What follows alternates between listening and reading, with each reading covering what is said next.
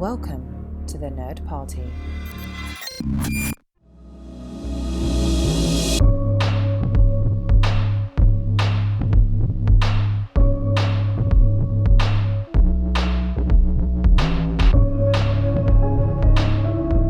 Welcome back to Houselights, our director discussion show here on the Nerd Party Network. I hear you've been sick today, so we'll be discussing Rob Reiner's 1987 storybook classic, The Princess Bride. I'm Darren Moser, and I'm joined again by my friends, the inconceivably poor circus performer, Tristan Riddell, and the man in black himself, John Mills. Gentlemen, get ready for fencing, fighting, torture, revenge, giants, monsters, chases, escapes, true love, and miracles with The Princess Bride.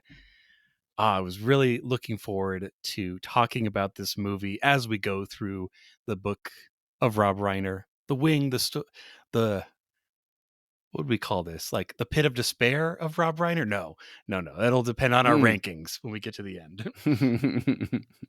But I always want to start off with, where did you see this movie first? So this, again, came out in 1987.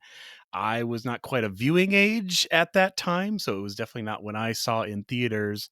But John, let's start with you. Where did you first come across this? Was it during its cult uprising in home video, or did you catch it on, HBO or some other place it might have been broadcast? Yeah, I lived in the boondocks. There was no way this was dragging Mama and Papa Mills out to the multiplex, 30 minutes away. I wasn't even aware of this until I was well into high school and people started quoting it. And I was like, what the hell are you guys talking about? Right. And people would always do my name is Inigo Montoya. Yep. You killed my father. And I was like, oh, like I heard that line for it. In all honesty, this film, for me to even get to a point of liking it, had to go up the same hill that Led Zeppelin did, where it's like I heard so many references to Zeppelin that it was one of those things where I sort of dug my heels in and I was like, no, screw you. You listen to something else. I'm happy. But eventually I got to Princess Bride, and we'll find out, did I wind up accepting Princess Bride into my life, or did I do a full, 360 and come back around to the original point like I did with Zeppelin? And I'm like, a little bit overrated, guys. John, I totally understand, not specifically with this movie, but there's certain things in pop culture and in TV and movies where everyone and their mom just talks about how amazing it is.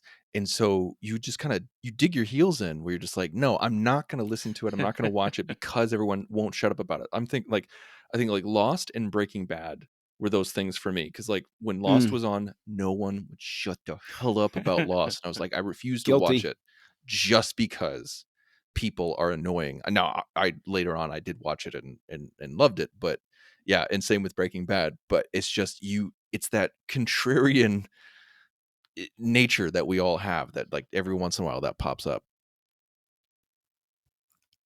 Yeah, I mean, it wasn't even contrarian. It was just I didn't want to watch it because if I was already, give him a moment, if I was already sick of it before I even, but the contrarian thing does play into it. I'm not dismissing it out of hand. I'm saying like it went even deeper than that for me. Sort of the way reading Hitchhiker's Guide to the Galaxy was with me, where I literally put a challenge out to friends where I said, as soon as you a-holes can go a week without mentioning that damn book, I will read it. And I didn't read it for my entire time in college. It wasn't until after college that I read it. Ender's Game for me. Ooh, fair, very fair. All right. Well, what about you, Tristan? Was this also a VHS grab? Did the old Riddell clan hitch up the station wagon, head on down to Blockbuster, and that beautiful cover? Not the abomination that is, let's do the upside down, right side up type cover, because we're just not even going to talk about that. But no, when was the first time you saw Princess Bride? Yeah, what's that called? An ambigram, I think, yeah, or something like that. Yeah. It tries so hard, and it's like, we get it, but it's too curly Q for me. But this was a TV watch. Okay. Actually, I don't remember watching it on TV live, but my dad had it taped. It was taped off of TV, like it was on broadcast TV with commercials. Because that'd be No, amazing. my dad is absolutely amazing at the pause button and unpausing at the right moment. Like, he can sense when it's going to go to commercial and when it's going to come back. Like, it's supernatural. It's uncanny. So almost all of the stuff that we have recorded off of TV on VHS had no commercials. So this was no different. And so I don't remember watching it live. And so it was just a tape that was in the house of one of those things that, like, we had a huge tape from TV library and we would just pop it in and watch it. And we watched it so much. I mean, just over and over. Like, I was born in 86 and my sister is 4 years older than I am, and we would watch it together. Like, we would come together a lot to watch it. Like, that Hmm. was one thing that really united us, and I memorized every single stroke of Carrie Elwes's sword for the dueling scene. And it got to the point where my dad said, he's like, okay, you can do this, but you have to stand behind the couch behind me when you do it, because he was so sick of watching me do it. So yeah, this was something that was ever present in the household But Tristan, continually. you are not left-handed. And so I don't think we ever owned it on VHS, but when it came out on DVD, that's when we bought it. Well, for me, this would have been summer 2002 because this was a camp movie. So the first several summers, my first real job was working at a Christian summer camp up in the coastal redwoods of California. And I will just go to say, not that you have to work at that camp, but I recommend everybody work at a summer camp at least one summer of their life. It is a great experience. You will learn more about servant heartedness and what it is to really serve others than anything. But that summer, I remember they had some of the areas of the camp were kind of railroad themed. And so they had this old converted box car that had like a little additional building bolted onto it to make it like a meeting room. And they had one of those 36-inch CRT TVs on a, cart that they would pull out as if it That was was, huge back then. 36 oh yeah, inches? it's something Yeah, that like was, that. But and it weighed it 3,600 weighed a pounds. lot. It never left that building. Okay, it wasn't going down the road. This is before projectors were in every nook and cranny. But this was, the other counselors. We were just kind of hanging out, or it'd be on the weekend when we had our time off. And said, "Oh, hey, we're all going to go to the boxcar and we're going to watch The Princess Bride." I'm like, "Oh, what's that?" I'd never seen it before, and oh my gosh, I mean, you want to talk about? I think we quoted that movie the entire summer. That's all we're doing is just quoting. You kill my father, prepare to die, or inconceivable. Everything was inconceivable that summer, but I totally fell in love with, as I often say with comedies, a good mark of a comedy is its quotability. I mean, you can make a good comedy that has no quotes. Maybe, I don't know. I don't think it's possible, but this one is definitely, as Tristan even pointed out from his own upbringing, the quotability and the amount of lines that just take you right back to those moments. You hear someone say it, and we feel really bad for the actors who probably get those quoted at them throughout the rest of their entire natural lives. But that was my first introduction to The Princess Bride, and started enjoying getting to share it with my own kids, and being, a Princess Bride apologist, where it's like, hey, have you seen this movie? Oh, have you seen this movie? You should come and watch. I mean, not like I had it stored on a memory stick or something, and it's like, to fill the time. Didn't go that far, but that was a fun memory to revisit on just that first time. But John, as we're moving into more of the behind the scenes, and we have Rob Reiner now, so he's coming out. He's done Stand By Me, and this kind of feels like you did good, John. Or you did good, Rob. You have a lot of money. You've made us money. What do you want to do now? And it seems like others had tried to make The Princess Bride before. It had never culminated into something. A And lot of so, other people, like some big names too, like yeah. friggin' Truffaut. Well, the book, I think, was 73, so it that was like at least a decade or Yeah. almost two. yeah, that's I definitely think that Reiner is much more the tier of director that needs to tackle something like this. I don't see this as a a Redford film. Yeah. Because apparently Robert Redford was going to make. I'm like, I don't know, because a lot of these alternate names that you see tossed out there is like they're not people I know for comedy.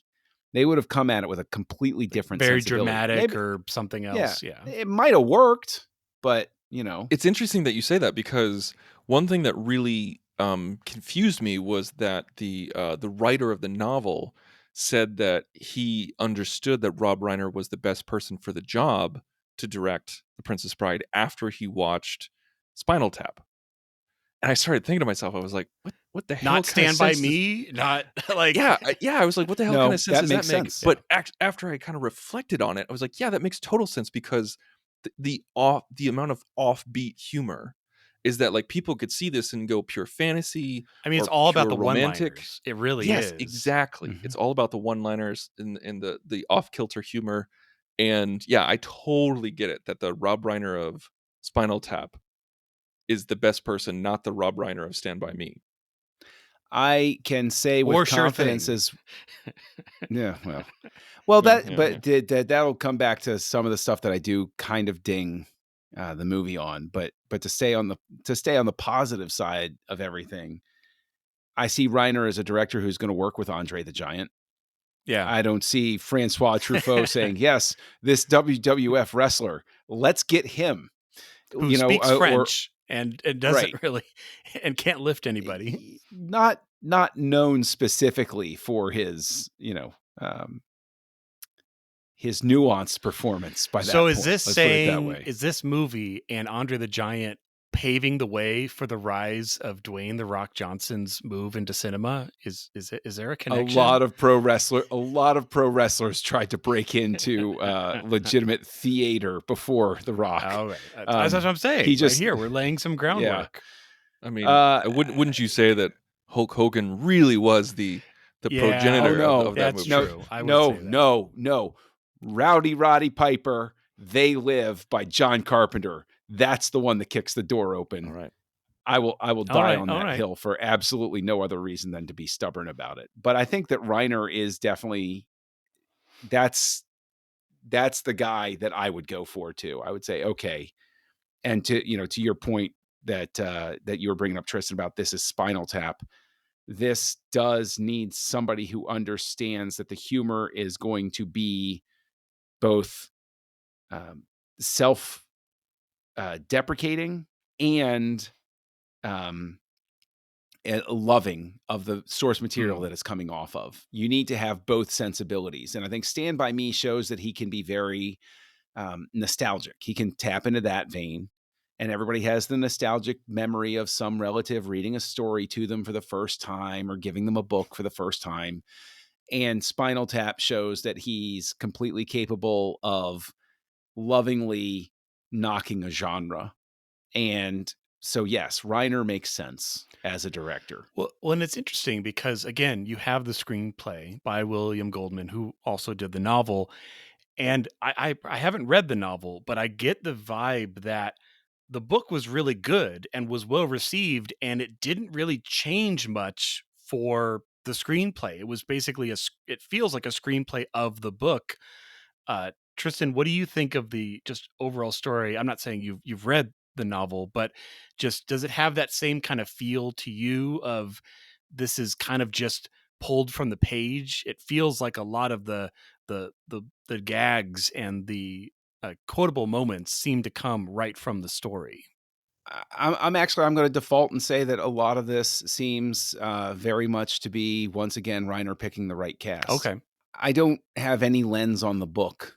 And so I don't, I mean, I should read it. I've meant to read it, for years. If we don't talk about it for a month, you'll read it. Okay. Yes, exactly. Start your stopwatches. I've meant to read it for some time, obviously, but I think that a lot of that stuff that works really depends, because you sit there, you say, oh, does it feel like it's pulled out? A lot of this script doesn't work unless you get a Wallace Shawn to do that speech about, the two things you need to remember, which is one of the most, it's a beautifully written piece, but you need the right guy or man or woman, whatever the role is, you need that right person in there. And so I never took it as this feels lifted from the page so much as this is shaped by the actors. Again, a lot like this is Spinal Tap or the stuff that worked in Stand By Me. This is very much a lightning in a bottle scenario Mm. when it comes to casting. I mean, I just you when you think about, I was going through some of the trivia of the movie and behind the scenes, and I think the top 2 picks, not saying that they could have gotten them, not saying they even actually reached out to negotiate with them, but like from Reiner and William Goldman and everything like that, or Goldman or Goldman, I can't remember. Yeah, William Goldman. Yeah, Goldman. Mm-hmm. They wanted Christopher Reeve as Wesley and Carrie Fisher as the Princess Bride. And I feel like I can kind of see that. I mean, I feel like I you could see idiots! Christopher. You've captured their stunt doubles. Yeah, it's just, I don't know. Like I these people from, like from Guest to Andre to Peter Falk to even Carol Kane, and who had very little to do, like left her mark. And I cannot picture anybody else. Like there's always a huge list of people that could do a movie that they've reached out to or who auditioned and everything like that. But just, I honestly, every single person in this movie was perfect for this movie, in my opinion. Like, I don't think there's a single person that I would recast. Yeah, I think that comes around to every once in a while you hear somebody say like, "Oh, they're starting to plan a reboot of The Princess Bride or a remake," and every single time it just gets so vehemently shut down because everyone's like, "No, like just tell another story. Like we don't want this remade. This was, like you said, lightning in a bottle." Well, let's go into some of the cast choices because, like we've said, Rob is choosing these people, and I had heard that Carrie was one of his first choices for Wesley. That I think he was in Germany or somewhere in Europe at the time of pre-production, and that he went out there and sat with him and like just to make sure he was the right guy. And I think Carrie had a story of having read this years prior or having it read to him by his father, and of course, gravitated to the role. And I'm trying to not think about the fact that I recently watched Men in Tights, because that's a very different version of a story in the forest. But no, what Carrie do you think Ellis. about that? Yeah, well, I mean, I was just gonna say that, like, speaking of Men in Tights, like in Robin Hood, Carrie Elwes very much has that Errol Flynn Yes, flair to him. Swashbuckle, buckle swash. Absolutely, and that's very much the vibe that you get from this film, and I'm sure that that's why Rob Reiner chose Elwes, and what he was going for was those old swashbuckling, films, and Flynn did Robin Hood and Carrie Elwes did Robin Hood, and it's just like there's a reason, because he just fits that part, the little mustache, and just the even his body type, just everything about it just screams that old timey swashbuckle films, and this is clearly the movie that made him and that everyone will remember him for. And that's a blessing and a curse for a lot of actors who have this kind of notoriety this early in their career. True. And, like I some remember people seeing can. him. What was it? I think it was an episode of Grey's Anatomy. Or no, sorry, I'm crossing that with what was that show? Early Edition. Never mind. I'm mixing up my actors, but I saw an actor from Early Edition in an episode of um, Grey's Anatomy and instantly thought of that character because, again, like you said, when they have that notoriety early in their career, it's sometimes very hard to disengage from that. But see, and the thing is, I'm not trying to derail the conversation or anything, but I'm doing a good enough job yeah, doing that. So bring us all no, back. no, I'm saying, no, I'm saying, I'm like, yeah, this is an iconic film, regardless of where you stand with it, whether it's a personal favorite or not. People will always come back to it, and it's just it has enough to hang on there. And yes, Carrie Elways being in what turns out to be such an iconic role, and the whole, I don't know if it's irony or not, but the whole weirdness of it is that just like Schwarzenegger with the Terminator, it's not because the film was such a massive hit. It really found its footing later. The movie doubled its budget, in box office and everything. But, when you account for marketing and everything, it kind of breaks even. And it's not until home video. And I really think this is another one of those ones, just like this is Spinal Tap, where it's the home video market saves it. Oh, definitely. And what I've got to imagine is odd, and this is the reason I bring it up, is because Cary Elwes sort of escapes that trajectory of always being seen as Wesley, except for once home video really sinks its It's like a claws into him. delayed reaction. That's Right. You're like, interesting. Yeah. or even Robin Wright or Mandy Patinkin. Yeah. So I feel Yeah. like Mandy Patinkin looks so different that, like, when I see modern day Mandy Patinkin, I see him in like Criminal Minds. I'm like, Yeah. what? Who is I that? do not think Inigo at all. see, that's weird because I look at him, I'm like, hey, it's Inigo Montoya. Yeah. Just because I think it's just because of his voice Hmm. is so, so very distinctive. And when I see Wallace Shawn, I actually think the Nagus from Deep Space Nine more than I do. Oh, yeah. oh yeah. Well, but that's because we're a bunch of nerds. I know we're a bunch of But, nerds who love Deep Space Nine. Well, fun side story. You talk about not being able to escape certain things. I A bet. friend from years past was at the Metropolitan Museum of Art up in New York. Joey, You know, right? he's- It's always Joey, right? No, it's not Joey. It was a Just different make person. all stories about Joey. It's okay. No. This is the funny thing.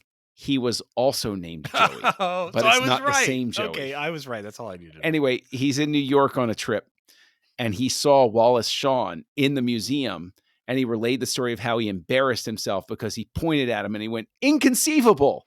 And he said Wallace Shawn was extremely gracious and just sort of smiled and he said, "Yep, that's me." And he's like, "I'm so sorry. I couldn't help." He goes, and basically Wallace Shawn was like, "I'm used to it. It's fine. It's no big Probably deal. every day Happy to of that meet you." man's life, he gets at least one person He- saying that. Inconceivable. It's Yep. okay. So I read an interview where Mandy Patinkin says that every day of his life, when he's out in public, can you imagine? Every single day, he said 2 or 3 different people say the "you killed my father, prepare to die" to him, and he says that he loves it. I don't know if he was just being nice in the interview, but he says that he loves it and that he just feels like he got to be a part of something way bigger than himself. It's a little Wallace gentle Shawn- reminder that, someone remembers you from this wonderful role. But yeah, Wallace. Yes, but Wallace Shawn said, "People scream it at me like I haven't seen the movie. Like I'm the one who said it. Like I know I said it." Like you could just feel that he was just broken down when he was Yep. talking about it. Makes me think of what is it? That Robot Chicken sketch where George Lucas and the nerd with the big glasses are in the elevator, and he's like, "It's George Lucas. You know Star Wars because you wrote Star Wars. I'm a Yes. tauntaun, but I don't have to tell you that." And it's just like, oh God, no, just stop, please. Don't be that nerd. But yes, we're all that nerd. Well, yeah. And Mandy, I think I've also heard a video clip of him. What was he singing? I think he was singing like "Over the Rainbow," and he has this angelic voice. My gosh, I'll send it to you guys, but it's a beautiful rendition. And that emotion, and this is, we have to say it because it's a Princess Bride podcast. I'm sure everyone has heard this story, but he's told it many times on where he drew some of the emotion from his fight with the Six-Fingered Man. And during the time of production, I think just a little bit before, he had lost his father to cancer. And so he channeled that emotion from that live event that happened to him. And in that duel with the Six-Fingered Man, he is like, "I am fighting cancer. And when I am yelling at him, I want my father back," that he is, that is what was driving the inflection of those words. And it's like, okay, yeah, take that in your craft, man. That's an amazing substance. And obviously he's told this, so I'm pretty sure it's accurate. But It's kind of, I mean, I think it is something where you have to marvel in a sense at the sensibilities that Reiner has to juggle, because I highly doubt that Wallace Shawn was coming at it like a method actor like that. He was coming at it like he does. He's an incredibly gifted comic actor, huge resume. I love Wallace Shawn is one of those guys where whenever he walks on screen, I'm like, oh, good, I'm going to laugh. I know that something funny is going to happen, because he's got such a great energy for that. But then you have the polar opposite, which is Mandy Patinkin. I'm going to use this pain. I'm going to go in and I'm going to go Stanislavski with it. I'm fighting Christopher Guest. And it's like juggling that different approach, those different personality approaches to things. I think, again, more than any sort of visual sensibility, we're very used to on this podcast to sit there and be like, oh, well, the visual sensibility this, the visual sensibility that, oh, the way it's cut, the way it's put together.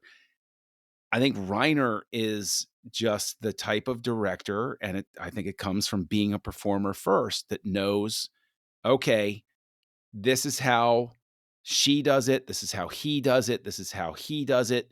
How am I going to make all three of these things work together for a big thing? Okay, I know how I would have to deal with them as an actor, the type of energy I would have to give them. And I honestly, I think that's basically just what we discover conclusively here, is what Reiner brings to it. He's very much an actor's director. Oh, sorry, I didn't mean to cut you off there. But he's very much an actor's director. And I think every interview that I've read from an actor talking about Rob Reiner describes him as such. Where like someone who's been through it, someone who knows how to act, someone who does it well and did it well for a very long time. Like when it comes to being behind the camera, talking to someone in front of the camera, he knows what to say in order to help them get themselves. Get that performance out. Now, because then flipping it to behind the camera, well, obviously somebody has to photograph the darn thing. And we talked about the different sensibilities with The Sure Thing, with Stand By Me, with This Is Spinal Tap. The director of photography on this, Adrian Biddle, the film previous to this one, I just looked it up, was Aliens with James Cameron. Then he does The Princess Bride with Rob Reiner. Then he goes on to shoot Willow for Ron Howard.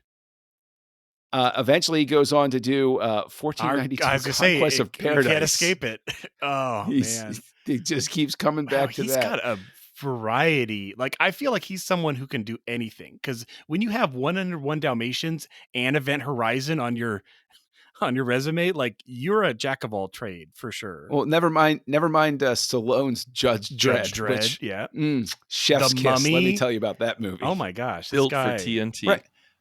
But that's the thing I have to ask. Do you? I don't look at The Princess Bride and I'm like, oh yeah, that's the guy that did The Mummy, or that's the guy that did V for Vendetta. I think he's a chameleon. He can adapt to whatever is needed. I mean, I've always felt like this is a storybook. It's almost a pop-up book. And now as you're going from scene to scene, like the scene where Wesley is like, drop your sword, and has the sword going to the my favorite shot. I almost wanted to pause and just screenshot it.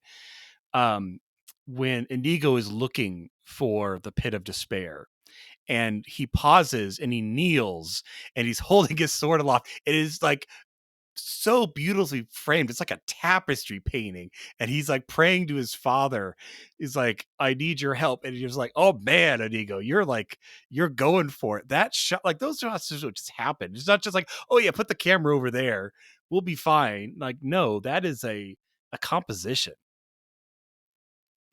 Fun side note is he also was his career started directing for commercials, and apparently he worked on the 1984 commercial for Apple. The 1984 commercial. One of the most famous commercials of all time was shot by this guy. So, wow. That's funny that he did 1984 for Ridley Scott, but then did Aliens for Cameron. I don't know. That just feels funny to me. Why he didn't do Alien for Ridley as well? But let me ask this, because this is one of those things where The Princess Bride is imprinted onto my brain. I think it's imprinted on everybody's brain who's ever come across it. You just watch this a lot. It's a background movie. Yeah, you don't need it You in can the have it on in the foreground. background while you're doing something else, right? I actually, to speak to Biddle being a chameleon, I look at Aliens, that looks like a James Cameron movie. I look at The Princess Bride, its visual sensibility, through a good portion of it, feels a lot closer to The Sure Thing than it does to Spinal Tap or Stand By Me. Do you think that works to its benefit, or do you think that's just Biddle is a guy who goes to his director and says, "What do you want?" And Reiner doesn't, he doesn't communicate in that same language. So, like, in Stand By Me, you have a director of photography who's like, "Rob, I got this. I know how to shoot these things." Whereas this one, "Rob, what do you want from me?" And that's why it winds up looking like a TV set when Grandpa is talking to Fred Savage. It does look I like a TV set.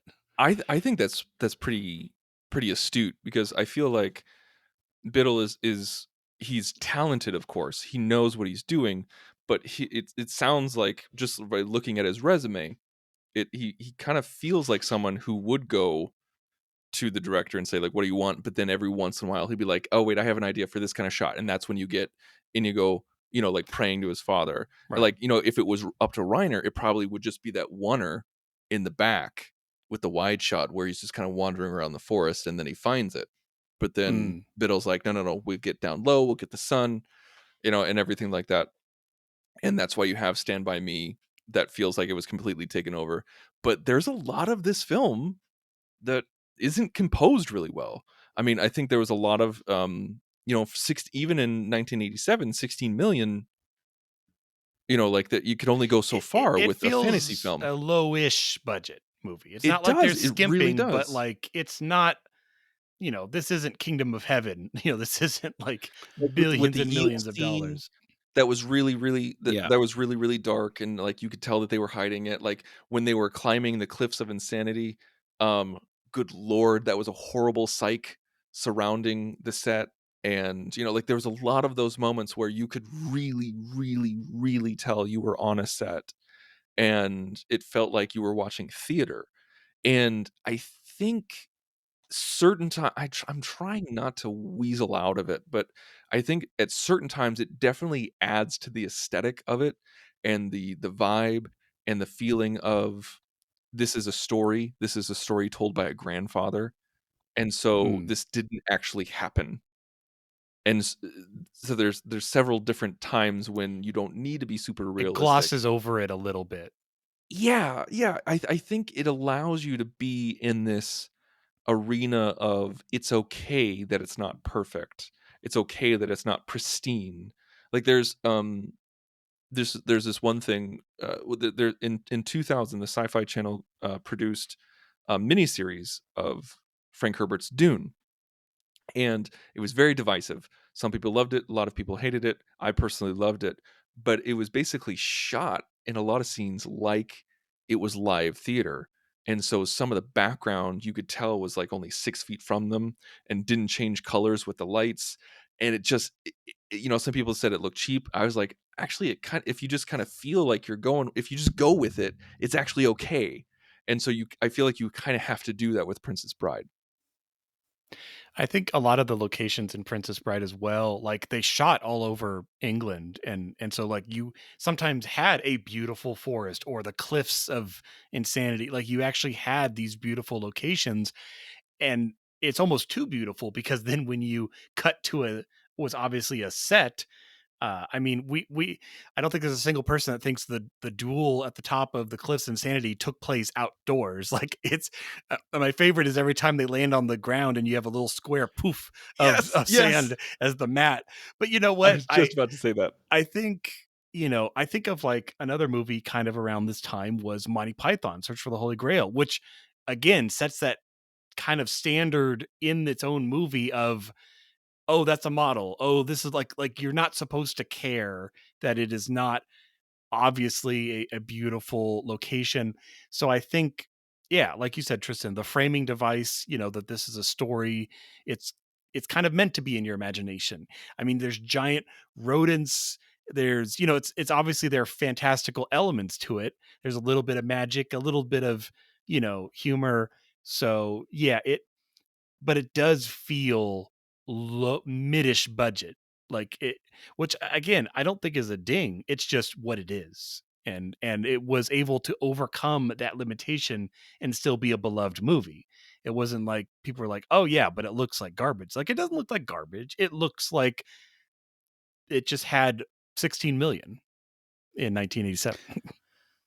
Yeah, I mean, 16 million isn't the worst budget you could have gotten for something like this in 87. You adjust for inflation and stuff like that. And keep in mind, we've all been warped in terms of movie budgets, because a couple of years later, Batman by Tim Burton got hammered for having a budget of north of $30 million. Like, people were just aghast. And then that was only 2 years before James Cameron said, hold my beer yeah. and give me a check for $100 million. That's right. So things inflate radically after this movie. I want to believe that all of these choices about showing the artifice were on purpose. I don't know if they were, though. I mean, maybe there's a commentary out there I haven't listened to, but I would love to sit down with Reiner and with Biddle and say, so was it on purpose, or did you just benefit from the fact that it wasn't your primary focus to make this look ultra realistic in these moments? I mean, because really, I would say, if I had to guess, the primary focus is the characters. And it's by far the most memorable part. It's where all the quotes come from. I mean, everybody has a favorite line or a favorite moment. And I think only podcasters talk about how fake the background looks. So at all time. Okay, What do you think? I Tristan? want to chime in. I want to chime in here real quick, just because I looked it up, and 16 million today would buy you 42 million. Now, It's not a lot. that's for today. Like, especially if you're going to be doing a swashbuckler fantasy film, like the kind of movies that that you see, like somewhat modern-ish movies that had a budget around that. You're going to get Straight Outta Compton, $1 Million Baby, Silver Linings Playbook, The Help, 40-Year-Old Virgin, Hangover, Bridesmaids. Like these kind of movies that like don't have a lot of special effects. Yeah, they're not fantasy. Don't have a lot of They locations. don't have to all make magical things that didn't exist happen. But then, like, sometimes you'll get stuff like you'll have like The Notebook and things like that, and Serendipity. But every once in a while, you'll have something that'll break out that was made for that much. Like District 9 had a budget like that, and V for Vendetta, I think. And But how many Twilight. years did District 9 take to make? Like, that was. I mean, the thing is, though, the only thing I'd say in response to that is you can't go dollar for dollar inflationary, because of the fact that just the sensibility of what you could spend on a film. That was why I brought up Batman and Terminator 2, was like, in 1987, when this is made for $50 million on a movie, right. You just don't. When this is made for $16 million, if you flew into the set, like I get a time machine and I go in and I sit down with the production company, I'm like, hey, guess what? In what's the math on this real quick? In about 4 years, somebody's going to make a movie for $100 million. Have a great day. Bye. They'd look at me like I was just nuts. They'd be like, yeah, okay, that's a comedian right there, because the sensibilities all changed. I mean, they're spending $500 million making Jungle Cruise for and Pete's $100 sake. million. Like, what does that have to return to be profitable? Like, yeah, right. We're now getting into the argument of why Hollywood is all tent poles and it's going to die in 10 years. True. Horribly. Well, it's committing suicide. There really. you go. Yeah. All right. Well, we're rounding second. So, I think we've covered a lot of the key points, but, I got to hear each of you, who is your favorite character from this movie and what is your favorite quote? And it doesn't have to be from the same person. It could be, and I will go first, I'll go first so you have time to think. But I think my favorite quote is, again, not to go for the low hanging fruit because we know all of those, but I always loved life is pain, highness. Anyone who says differently is selling something. I feel like I maybe not the entire quote, but I'll, the whole, if it's too easy or too good to be true, they're trying to sell you something. Like that inferred quote is so easy to bring into to life. Although I will say, for a while after watching this movie, I had a really hard time. Anytime somebody said it's possible, I really, really wanted to just say pig. But I knew it was not like it would not go over well, so I just kind of hunkered down and held that inside. I So say that all the time. I'll say like, it's possible. It's possible, pig. Well, yes, but you're more secure in your job than I am, Tristan. But no, so I'd have to say that's one of my favorite lines. And then for favorite character, I mean, again, I know it's low hanging, but I love Inigo. I think he's so well acted. It's so fun watching this fantasy story where people have honor and they're like, he has a code and granted the bad guy doesn't, and he kind of, uses that to his advantage. But the whole fight with the black, the man in black, uh it's so funny because they're like, oh well, I'll give you a moment to catch your breath, or oh, I'm not left-handed, and it's such like fights aren't like that. The fights are only like that in storybooks, which is what makes it such a gem. And the fact that besides the somersaults, they acted that entire sequence is just It's just the two of them. It's just the Elwes two of them and Yeah. Patinkin, and I love that, and I love how ridiculous it is, and how over the top it is, and how like But it's when he actually changes a good hands, sword fight though. Like it's he- actually oh, really good. it's my favorite sword fight of all time. I absolutely love it. Which, of course, I feel obligated to point out, Peter Diamond and Bob Anderson, Right. who worked on the Star Wars films, Right. came up with the sword fighting. And so now I'm it's just like, trying to imagine Vader and Obi-Wan having this fight around some rocky shoal. It's not entirely out of place in terms of the style. It really isn't. And yeah, favorite character give me a character, is John. actually, well, it's actually kind of tough. And it's we not don't tough shy away because I from feel the hard questions here on Houselights. But the thing is, it's not tough because it's so overwhelming. It's tough because, and here's our first controversial statement, I don't really have a favorite character. And it's not because I love every all character's of them your so favorite. much. Got it. Okay, writing that down. Yeah, that's Yeah, what I took it it's from it too. Yeah. Yeah. It's more because there's no like it just exists. Like I'll take a there's least favorite. No. See, I'm not saying that either. I'm saying like these characters don't really exist. Like the whole point of the story is that it's a storybook story, as that song that's been drilled into my skull Yes. gets across. But I'm gonna kill you. I'll come through this microphone. I'm gonna just absolutely I'm gonna just please stop. I mean, Please. I sat through the I will entire send you credits cash. and listened to that song because I'm not going to stop at that moment. Listen, it's a good song. It really is a very good song. I heard it so many times. I'm just Okay. That's okay. All right. What about quote? Give me a quote, John. I mean, it's got to be Wallace Shawn's whole speech about, never get involved in a land war in Asia. The second and lesser known, but equally important, is never go against a Sicilian when death is on the line. Like, that's just absolutely brilliant. I think that everything he says is fun. I love stuff like inconceivable. You keep using that word. I do not think it means what you think it means. Like those are terrific moments. But that's what I'm saying is like, there are these terrific moments, but there's nothing that's like I can sit down and I can be like, Han Solo is super and cool. That's true. Man. I mean, the movie is a collection of moments. It's a collection of lines. It's a collection of scenes. Like that's definitely true.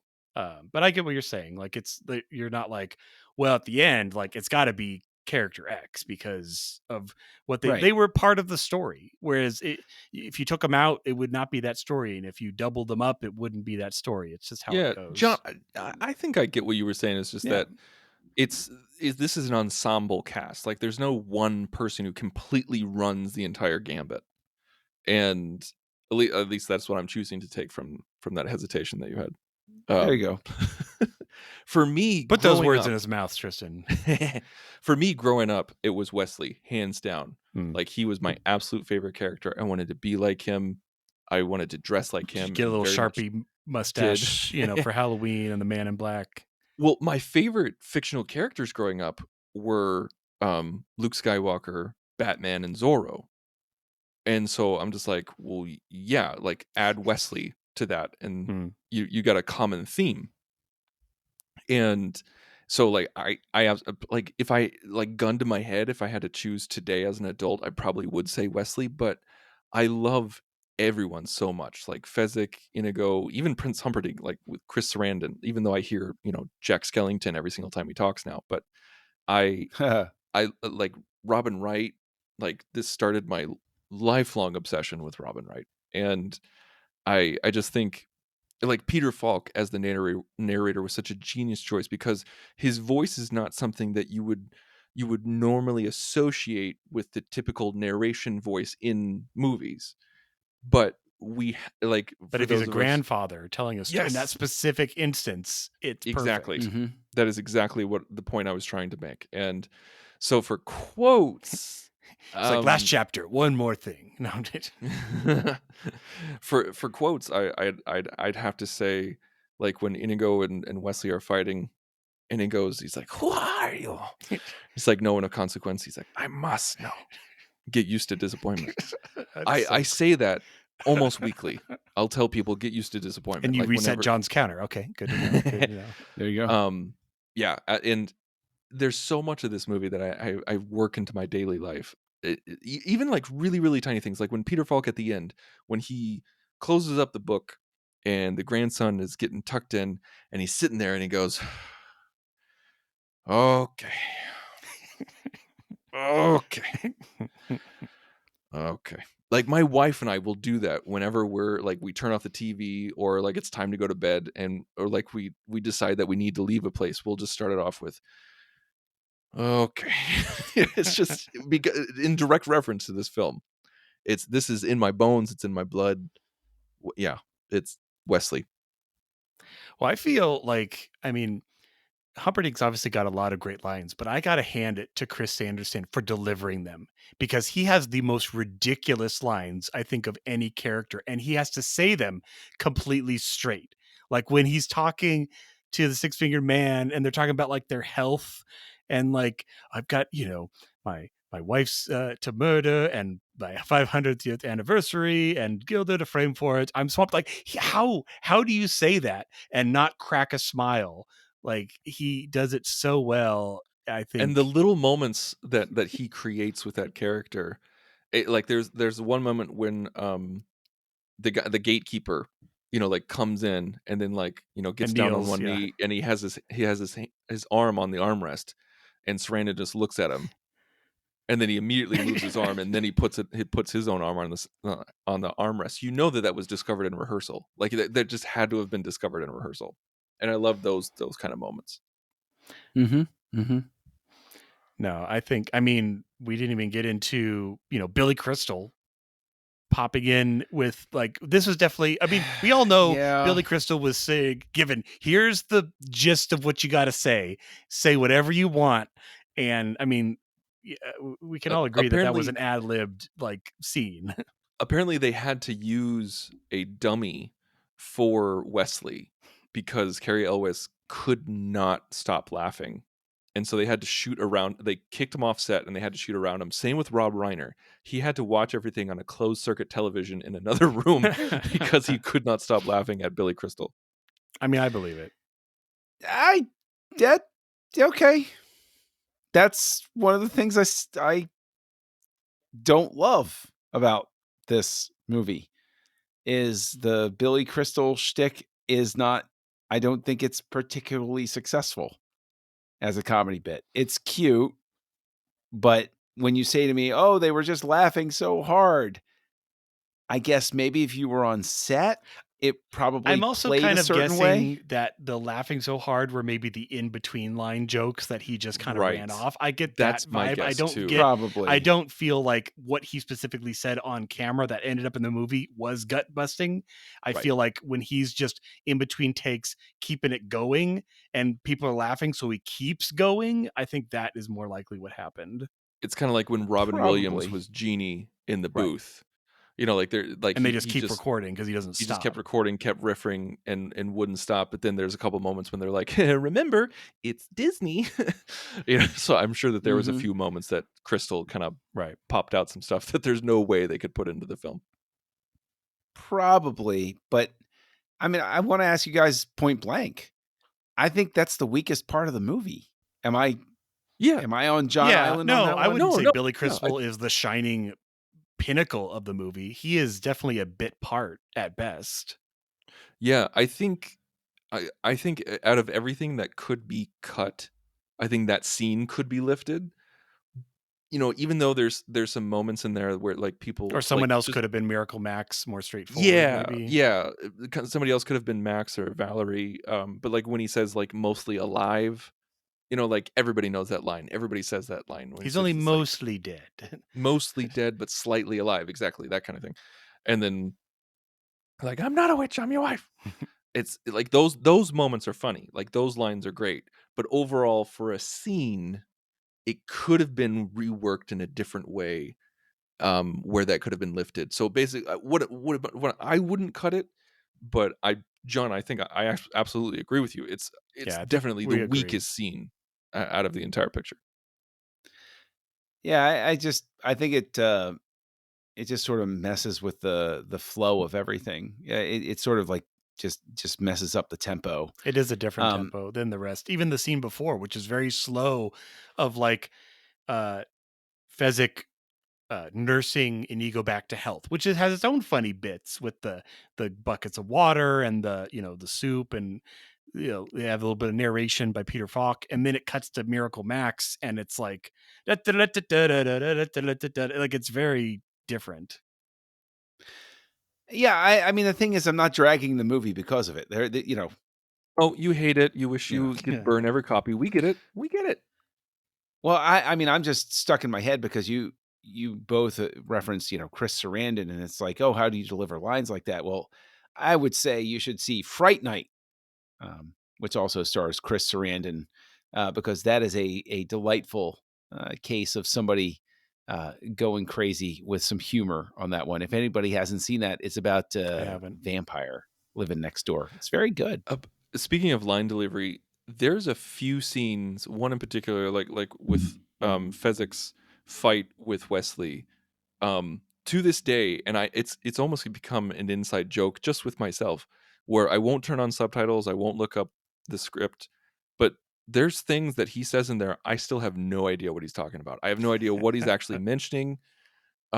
Like at the end, like towards the end, and I don't want either of you to answer this, but like towards the end, it's like put on chapies. Like I have no idea what that is. I don't know if he's saying it right, but it's just there's so many lines in that where Oh, I'm just like, I you're have talking no about when idea. he's slowly being choked and he's Yeah. like, yeah, I think I literally only this last viewing fully understood what he was saying because I was focusing really hard, because he is like kind of having a discussion about uh how difficult it is to fight one person versus a Hmm. group. That's all he's talking about. But yeah, it's in his accent and all of that. It's very difficult to understand what he is actually saying. Like with having such a large vocal box and having an accent on top of that, and also pretending to be strangled at the same time, Yeah. you have all those things working against you. Well, and was this the movie that he memorized all his lines by tape, and then Yes, Rob because Reiner he's a recorded his lines. mainly French speaking, I think Andre the Giant is. So Yeah, Andre the Giant was again not known for his eloquence. No, I mean it's quasi tragic, but also kind of good and cool that he found a home in pro wrestling. I mean, the guy is a literal pro wrestling legend. You say Andre the Giant, you guys might think of The Princess Bride first, but I think of WrestleMania 3. I think of, Andre turning heel and turning hero, and I can promise you that kayfabe was not the strongest Andre the Giant bit.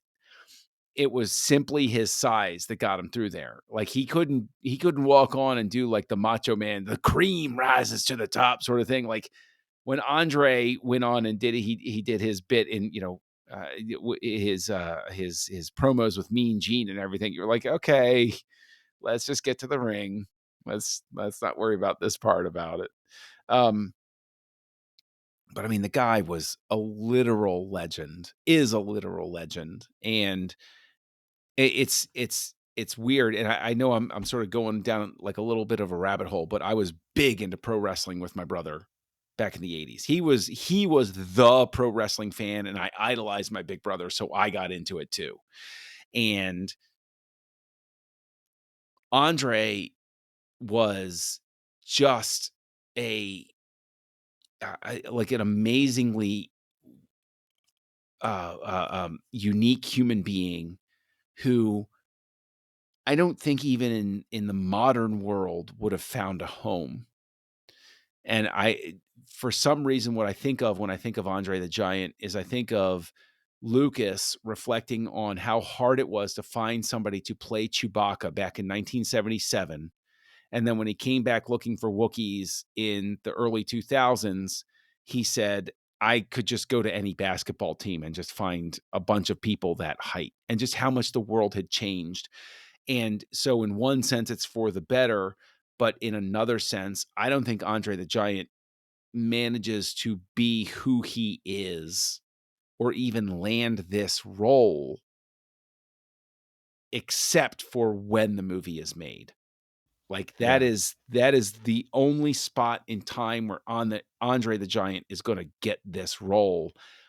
And probably it goes to Schwarzenegger if the Terminator doesn't wind up being the massive home video hit that it was. Yeah, that's what actually in looking at casting, they were saying that Schwarzenegger was an initial thought. I think, like we were saying, this movie was trying to be made several times, but by in the the time, 70s and but by 87, Schwarzenegger was huge or big enough that he couldn't be afforded by a $16 million budget. So, Andre.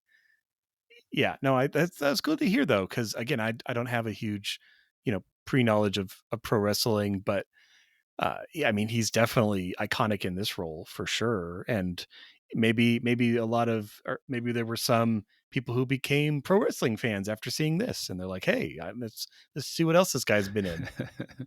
Somehow I doubt it, but pro wrestling fans were thrilled to see one of our idols up there on screen. We're like, hey, legitimate, awesome, yay! That was a very good moment. There's a really good HBO documentary about Andre the Giant called Andre the Giant that is, if anyone listening to this is at all interested in his life or what life was like for him with wrestling and a little bit of Princess Bride too, because I think Carrie Elwes, Robin Wright, Billy Crystal, and Rob Reiner were all interviewed for the documentary. Now they play small parts, but yeah, it's a very good and well put together documentary. Excellent. Well, the battle of wits has begun, gentlemen, and we will be giving our ratings. So, Tristan, final thoughts, and how many goblets of iocane powder would you rank The Princess Bride from 1987? 5 goblets, easy. This is a 5-star film. I love this movie. I love this movie since the first time I saw it. I love this movie yesterday when I watched it. I was grinning like an idiot ear to ear to this day. And I know that there's so much nostalgia with it. I know I have rose-colored glasses on it. Like it's hard to be objective when you have something that's just so ingrained in your own personal history. But watching it as a 30 almost 37-year-old man, and something that was made in 87, and I've seen it a billion times, and I'm still laughing at every line. I'm still smiling. I'm still intrigued. I still, like gasp at certain things. It's just, I don't think there's anything that I would change about this movie. I think it's so great. It's like I said, it's lightning in a bottle. The casting is perfect, and I never get tired of seeing and introducing Robin Wright, like, because I've followed her career for a very long time, and I love her in lots of different things, and it's just the framing device is perfect, and it's intrusive enough to, there's so much delaying of the action in this movie to kind of build suspense. Like when the eel is going towards Robin Wright, and then we cut to him, and he's just like, just so you know, she's okay, like nothing's gonna happen to her. It's like, yeah, no, I know it's fine, like that's it. It kind of makes me think of um or like when like during this scene where it's just like, he's like, no, no, no, when you're ready, and then we get Inigo's backstory.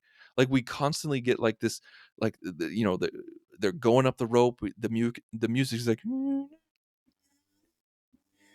and then they cut the rope, more delayed action. He gets up there, more delayed action. And it just kind of makes me think of when John Travolta and Sam Jackson are in Pulp Fiction, and they're about to go up the apartment and knock on the door, but then they're like, wait a second, let's talk for a second. And they go off down the hallway, the camera stays, and they talk a little bit, something about completely unrelated to the plot, but then it comes back and says, okay, let's get into character and knock on it. Like, it's all about that building of suspense. And this movie is really great on that. So, like, not only is it a great story, great filmmaking, great acting, great one-liners, it's just an overall great picture. Easily 5 stars for me. All right. Well, that was the mistake you made, John. The poison was in both goblets, but yes. No, but what would you rank this movie, the classic storybook story, My Heart Is Like It, from 1987? Well, I believe that in some states it is in fact illegal to rate this less than 5 stars. Um, and I mean, hey, that's fine. Y'all can live life the way that you do. That's fine. I would say nostalgia wise, it's a 5, easy, right? Like, because there are moments that I love and that I quote and I go back to. There are also moments that I don't love that I get through to get to the ones that I do love. And they're not long enough that I fast forward anything. But when I hit Billy Crystal, I'm like, okay, all right, we'll get through this. It's fine. We'll get to the next thing. Or when we get to, certain other moments, I'm like, oh, okay, all right. Well, this isn't necessarily got the same energy. And I think that there is a little bit of an issue with the energy of Inigo's quest versus Wesley's quest. And mechanically it makes sense, but it doesn't mesh as well as I think it could. And I think that the visual sensibility, I get what everybody is saying, but there are films that are shot for about the same. Basically, the only way I can look at this, I can't look at it and say, well, it's only $16 million. I have to look at it and say they did it on purpose. Because if you tell me it was simply a budget limitation, I know for a fact there are other films that had similar budget limitations that pulled off more realism in certain scenes than the sword fight at the top of the cliffs, those sorts of things. Now, still love the movie. I will always come back to, I will always rewatch. But given those things where in a grumpy enough day, I'd give it a 4. In a day where I don't want to get shot by Tristan, I'll give it a 5. I'll split the difference and give it a 4.5. That's hilarious, because I thought you were going to say like 3, No. 3.5 max. Like, you did all that talk and justification, and you, like, I would have accepted a 4 from you. If you said 4, I'd be like, yeah, that tracks. I think that's great. I was very much on the fence as to whether it's a 4 or a 4.5, but ultimately, because there are moments in this film that I consider absolutely stone cold iconic comic moments from the history of film. Like, there are scenes in this where I would point to them and say, That is how you do comedy on screen. Now, how you do comedy on screen perfectly is something like Planes, Trains, and Automobiles. This isn't that. But like I said, on a grumpy enough day, it's a 4. But today I'm giving it a 4.5. Well, I would not say such things if I were you. But yeah, no, I mean, talking about, fast forwarding parts or skipping parts, there is one part that I will routinely skip. And it is not because it's a bad part, but I cannot hear, if I listen to the not to 50 part, it stays in my mind like for weeks. Like that cry of pain and despair from Wesley in that moment is haunting. It is so good that, like, again, I love that scene, but I will purposely choose to skip or mute at least that moment because I know I cannot get that sound out of my head for a long time after because it is so haunting. And the albino won't let me. But yeah, and then I love the, again, because people are always talking about Princess Bride because it's such a great 5-star movie, John. But and I know in the movie that Wesley talks about in the iocane powder, he's like, oh, both were poisoned and I built up an immunity. There's a little fun theory that people have been floating around, which I think also could be a possibility, even though he doesn't say that exactly, is that there was no poison in the goblets, but the poison itself was the iocane powder he had Vicini sniff. And so he was dead from that point on. That was the trick, is he's like, inhale but don't touch. And that inhale of the odorless, tasteless iocane powder is now Vicini's gonna die. And literally everything else is just a charade until he drops dead. And I'm like, oh, that actually makes a little more sense than built up an immunity. Again, it's a story. Anything could happen. But I kind of like that alternate thought as well. To no one's surprise, I am also giving this a 5. I will also fully acknowledge that last point from 4 to 5 is full nostalgia. Whether, are we saying it's a perfect film? Are we saying it's without flaw? No, but it is a highly quotable, memorable, fun movie, comedy, and it just has so many great characters that John couldn't even pick one. But no, I definitely give this a 5 overall. And even before, when I was watching it today, my daughter came in and she's like, "Oh, you watching The Princess Bride?" And I said, "Yeah, we're gonna podcast about it." And they like listening to my podcasts, and we've been listening through our 2001 one. And so she said, "Oh, I can't wait to listen to you guys talk about it." So I made sure I kept the swearing down so she'd be. I'm sorry, honey, that I didn't give it a 5. Please forgive me. All right. Well, John, if someone wanted to find you and ask you about your favorite matte painting backdrop, where would they find you? Oh, drop a note in the or the the Swamps of Despair, whatever it is. And just address it to Kesselchunky, KESSELJUNKIE. That's where you can find me online. I think you combined Fire Swamp and Pit of Despair, but that's okay because those are both great locations. Yeah. And Tristan, if someone wanted to find you to ask about your storybook story, where would they go?